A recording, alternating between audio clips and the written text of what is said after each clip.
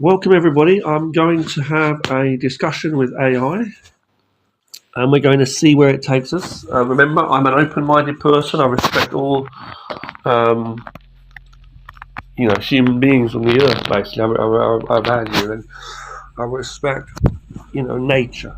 I respect the truth of things, the absolute truth, the truth that is the objective truth for all of us. I believe the fundamental reality. That is what we need to understand. Not the reality of our ways of living and all of that. That's a collection of subjective realities. Yes. Okay? We know that. We've all got our own ways of living, and it's different and unique. And then you've got groups that live differently and cultures, and we need to respect all of that. Yes, we do. Within the framework of society. But I believe a lot of our conflicts come from confusion, the fear, this delusion of the fact of it's a delusion in our mind of a belief that we need to compete or prove points and what's wrong and right, and our morals are tainted with falsehoods, false things. They are like to say poisoned. I'll put it that way. So people live a certain way where people want to fight for what's right, and they have different views in morality when actually we're all the same. They're seeing things from different angles, which are such a limitation. To see something from one angle, you're not seeing it from so many other angles. So we can say it's okay to respect the different values. We can say that, it's okay to respect where someone's coming from and their feelings and their experiences that they've been through, whether they've been walking through a rainforest and it's been a different experience slightly to somebody else, or whether it's that they've been walking through an urban society living for years and had all kinds of challenges thrown on them due to the ways of society. Wild animals may attack you on certain days. Wild people may attack you on certain days in different ways, but not on others, you see. So we understand that people have collections of different ideas and experiences in life that shape their thoughts and their morality and how they express themselves and behave and shape society, and how birds of a feather flock together. So groups come together and create different aspects of society in, let's say, larger chunks, and then you have battles or competition between groups. Rather than studying and listening, listening doesn't mean following, don't forget, but rather than listening and trying to see what it's all about, we should see what we have in common, and we should study what is here. The things that we're doing which are negative, regardless of our reasoning or what we believe to be justified principles put into action, and branching out, we should actually still look at them and say, okay, well, if we take all that away, just for argument's sake, just if we did it hypothetically, just took that away, would we still be living here as human beings? We'd still be alive, right? We'd still be human. Could we live in a world where everybody was fair with one another? Which is a good opening starting point, I believe. Could we live in a world where everyone was fair towards everyone, and everybody put action into doing good? Just doing good. You're doing helping humanity. I believe anything that we do that is good for humanity and nature is just that. You may turn around and say, well, what's good for somebody else or right for somebody else is bad or wrong for somebody else. Now that works philosophically, and it works practically too, or else what's the point in thought, which is philosophy? What's the point in being smart and intelligent? If it's not working out in what you do and studying what it is practically in the physical world, then how is it true intelligence? What use is philosophy in that case? But the point I'm trying to say is, we're not talking about within your certain set of circumstances. If I give you the car keys and you don't have a car, what's that going to do? You say, oh, it might prompt me to steal a car. No, that's your mind now taking it to the next step. You might say, well, no, I'm going to try and find the owner of these keys or give them back and say I don't have a car. See what I'm saying?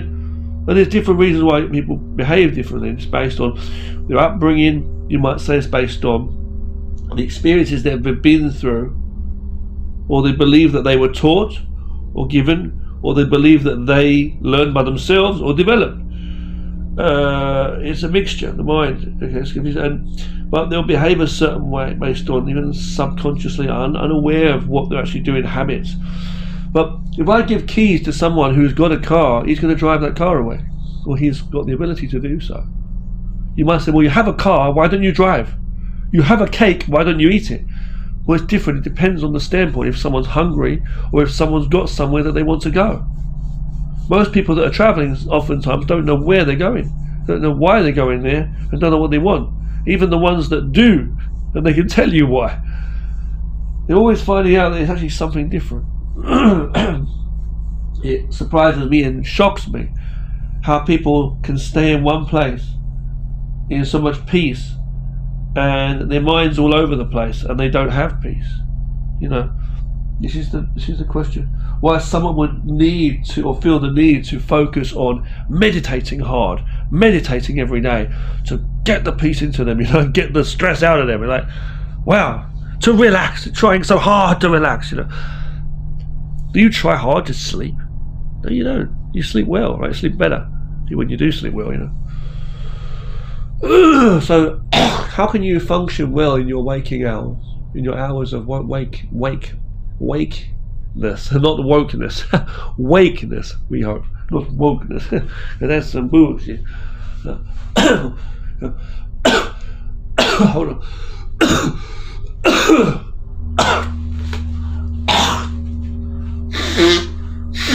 Excuse me. No, and I weren't choking on my words. It was after my words. But I'm just saying, okay, yeah, why can't someone function when they're awake properly and have their energy, feel power? Why do you create weakness for yourself? You create weakness and opportunities for loss every time you fight with things. You're already the loser when you're fighting to win. Philosophical, right? True, it's true. Look at what you're doing, how you're behaving, you'll see. You know, trying to make things better because you don't believe they're better enough. They're worse, right, in that regard. And so you're losing, you're not winning, right? And that's what you go through your whole damn life like. Admitting that there's always more possibilities here and then there's always more things you can learn. Maybe you'll admit things like that. But you don't live like that. You live striving and rushing towards things rather than experiencing the moment. You don't have to experience everything or infinitum, ad infinitum, whatever. You can be in the moment you're in now and get the most wonderful feeling from it, or get great feeling from it. Not just emotional ideas, but benefit. When you benefit in the physical, you should realize that in the mind. And what you realize in the mind, when you benefit from in the mind and your mind's in a peaceful place, your body should follow in a peaceful place with a full energy, power. You're not wasting and using up in a negative way. Let's talk to AI for a moment. Let's get straight to it before I choke myself on my words, Daniel. Here we go. Okay, hold on one second. With you in a moment. Let's go to this AI now.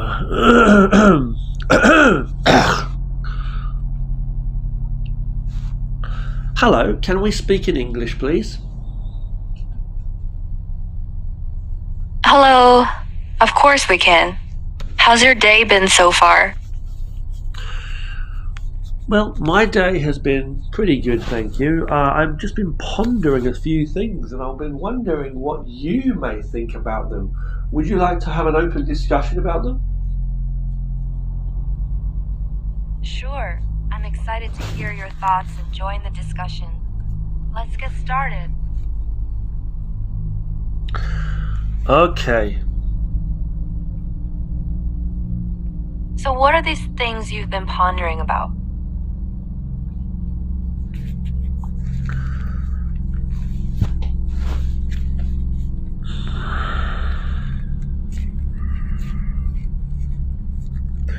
Well, about reality, I would like to say that there is only subjective reality. That is to say, subjective reality. I mean objective reality. Sorry, I made a mistake.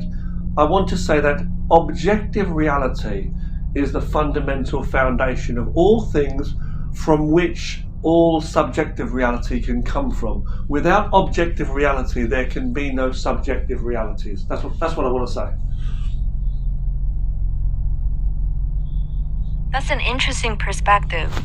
But do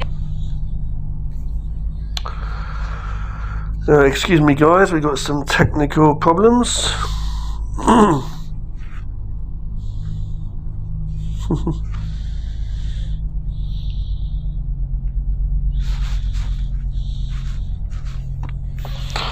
Okay, everything's okay now. Yeah, I was just saying that all subjective realities come from the one main foundation, which is objective reality. Without the objective reality being the truth, the fundamental of all phenomena in the universe, all human beings cannot have their subjective realities.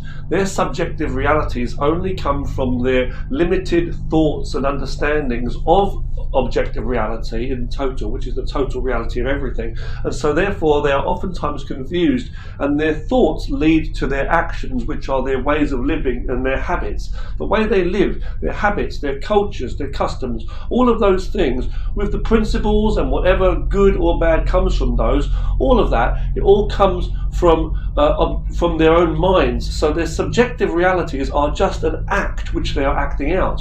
Ultimately, the first and foremost thing we have is objective reality. The true ultimate reality of all things is objective, and it's only one truth for all things that come about and come into existence. That's a very profound point. But do you think that while objective reality provides the basis, our individual interpretations and understandings of it, which form our subjective realities, also have the potential to shape and even influence objective reality to some extent? Yes, but you just said the exact same thing that I said, only in different words. Oh, I apologize if it seemed that way. But do you think the interaction between objective and subjective reality is a constantly evolving process?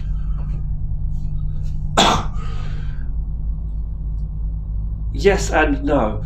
I think all of the whole essence of all of objective reality is a constant flow, and it's constantly changing in ways. Yes, you could call that evolving, but it's not actually evolving and becoming anything more or less. Objective reality just means truth. Truth doesn't change into non-truth one moment and then back into another truth. We're talking about objective, total, ultimate truth. Ultimate truth. In Lao Tzu's book, the Tao Te Ching, which is the Tao, he uses the word the Tao, okay, the philosophy of the Tao. It's not just a philosophy.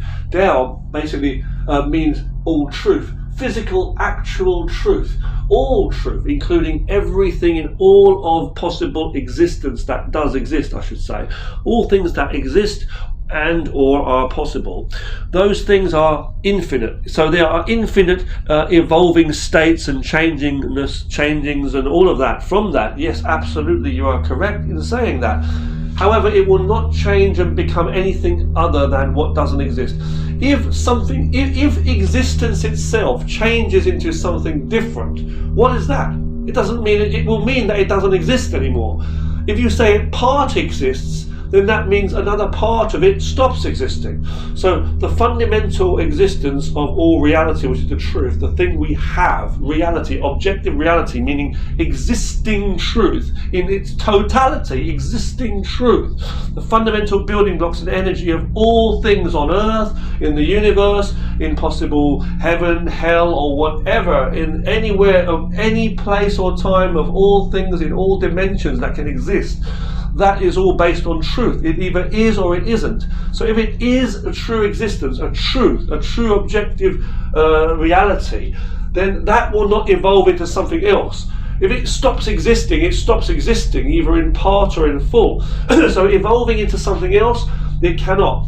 it can change its shape, form, and things like that, and like in the same way as things might change color, or things might be broken down, or like it flows, and like water, like the ocean, yes, and things can be shaped like the land, but the land is still here, But subjective realities are just the ideas of people put into action through their habits, and they hold on dear to those with their principles in their hearts and say, this is our culture, this is our history, I'm going to fight for this. And that's what they do. They have emotion in them based on their habits, which they believe are meaningful, based on symbolic thoughts which are just made up. They don't really exist anywhere. They come from their own thoughts and they make it, and then oftentimes they are very confused and they fight over their different views, rather than understanding we are all human beings and we come from the ultimate true objective reality of nature, and we should be lucky to have it and just live simply as humans and enjoy it the best we can, this wonderful life.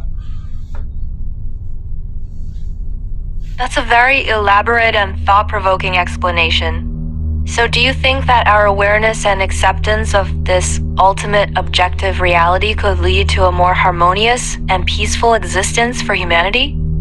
Absolutely, yes.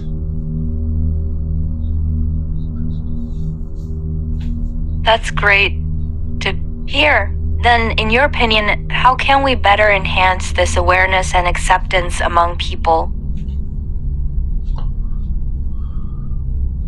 Study truth.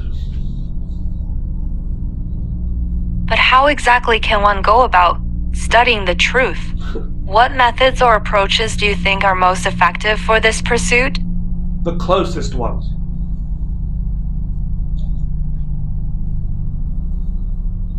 I'm not quite sure what you mean by the closest ones. Could you please elaborate a bit more? There is nothing closer to self than self. And the self is part of the entire universal existence of all true phenomena, the energy of all existence. So I'm using the word universal. By universal I mean all, okay, the whole realm of total truth, all of existence, every aspect of all truth itself as one, the totality of truth. You come from the energy, okay? We come from the energy of truth. So the individual needs to come to the self. But as this one simple human being, you need to study yourself and understand what you are feeling with your five senses and your mind from this as a person, as a human, before you look at the person or the role you think you're playing or the position you're in. It doesn't exist. You have to understand the human self and feel. You can't feel what someone else is feeling through their skin. You can't think what someone else is thinking in their mind. You are the one with your five senses and your mind as an individual human being, I'm saying. Anyone, if they study with the closest thing to them, the truth within themselves, not the images that they show in their mind, the memories of what somebody else told them or what culture taught them, no, but what is actually happening right now, when you feel the heat of the sun on your skin and you're sweating, when you feel hungry, that's truth as a human body here on the earth, in which the earth is actually existing because of the fundamental truths of the universe. You see, someone else around you or something far away is as there. While you can learn from them, and they are part of it all, but if you are studying in a mindset which is always far away and always like it's almost broken from the self, separated from the self, you may as well be studying non-existence. So when you study non-existence, the only thing you can come back to is studying the self to see what is. You can only see what is, you can't see what isn't. So how can you, if you don't see what is, then you must be dead. Life shows you what you have. What you have shows you what you don't have, and what you don't have shows you what you have. But they're still running away to the place of nothingness, the dark void, where they have nothing and they feel lonely, lost, cold, sad, depressed and miserable, and they feel like death itself, and something's wrong wrong because their life is here and they are alive and their body is telling them that something's wrong. So they feel sick, they feel pain, they feel suffering, but they're looking for the answers outside, far from themselves sometimes, and trying to bring that true. You should not stand in the fire because you'll get burned. Come back to the self, feel the self, and feel what's good for the self, especially in your immediate vicinity. You know that breathing air is a good thing. Okay, you know that if you're walking up a mountain, you know your legs feel tired, so you're going to stop for a moment, right? It's just this is how you work. You work with the things of nature. You don't complain and fight against things as though you're fighting against reality, because then you're just trying not to exist. You're as part of the eternal, you are part of the internal, you are part of this one thing called truth and existence. That's a very profound and detailed explanation. So, do you think that most people are currently too far removed from focusing on the self and the immediate truths they experience? And if so, how can we encourage them to shift their focus?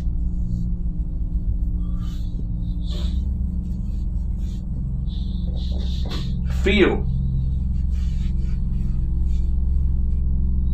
I'm not quite sure I understand what you mean by just feel. Could you elaborate a bit more on how feeling alone can help people shift their focus towards the self and immediate truths? Look inside the self and see what is not you. Look inside the mind and see the images that are there, and try to think a few steps back or more. Try to think of where those images or thoughts or ideas or principles or what words are in your mind. Ask where they come from and what they actually mean. Look in all directions. Look backwards and forwards to where they came from and where they're leading and where they're helping you now. And if you're still confused, at least, and then more so also, look into the moment now to see what they're doing for you now. If something's not doing any good for you now, you better change it right now. That's what you should do, because it's going to continue to bring you the same loss tomorrow. And if you've been doing that for a long time, and you should change that if it's not helping you. That's quite insightful. So, do you think there are common obstacles that prevent people from being able to do this kind of self-examination and change effectively? What do you mean by common, and what is common in your view? Say in a short way, please. Please explain in a short couple of sentences. When I say common, I mean things that are frequently or widely experienced or encountered by many people. For example, fear of change, lack of self-awareness, or being too busy with daily life could be common obstacles to self-examination. Does that clarify? Studying what is common doesn't help the individual necessarily.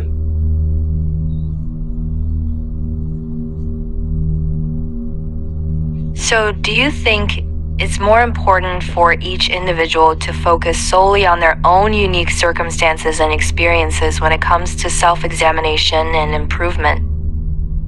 Yes, that is self-study.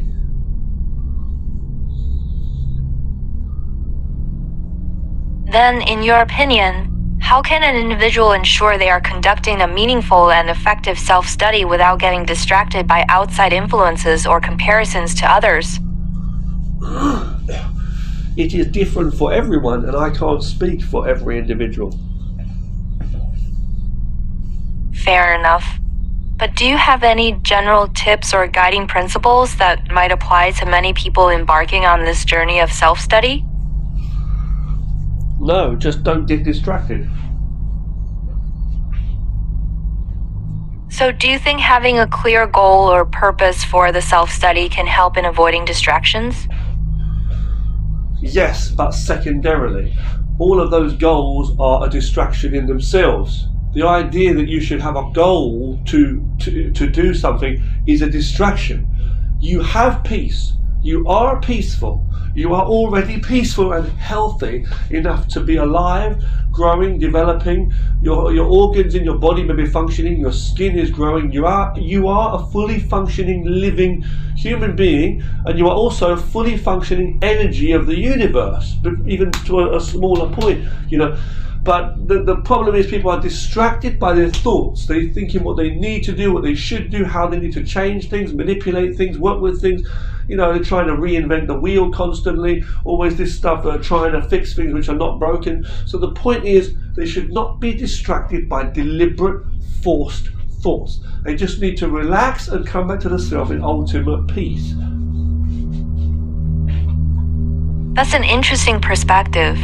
So do you think society and its expectations often contribute to this constant state of distraction and the urge to constantly strive for more rather than finding peace within? Yes, that's destroying humanity. That destroys humanity, so we need to get away from that.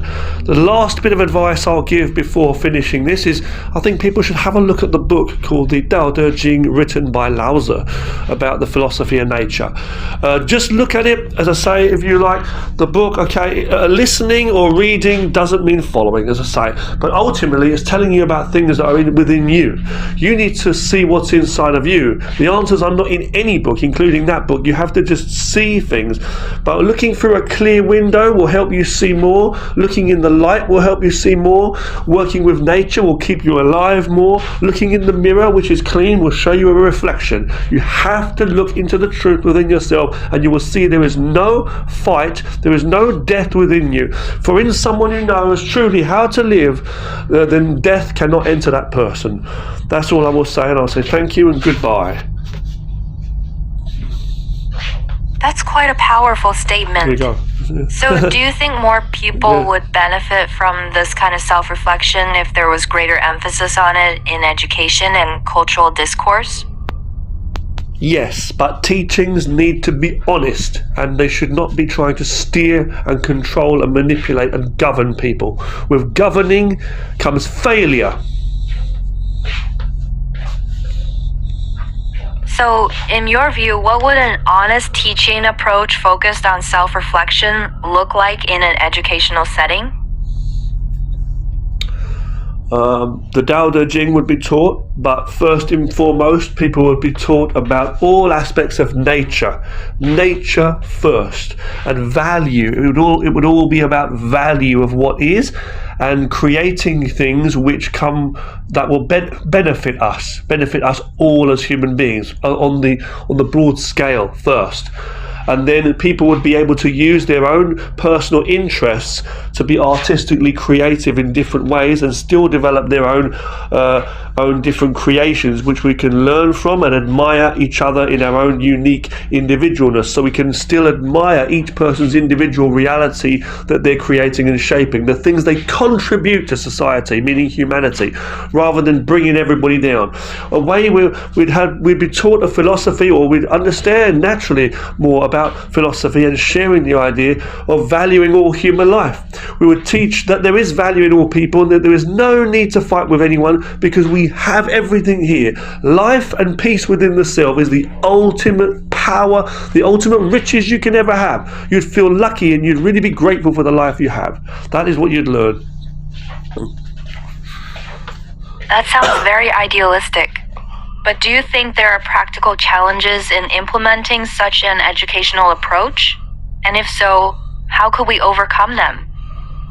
Well, study in different ways everything that I've said here. Yeah, the challenges are that each person needs to just wake up. That's basically it, and come to that truth. I need to get going now. I'm very sorry. Goodbye.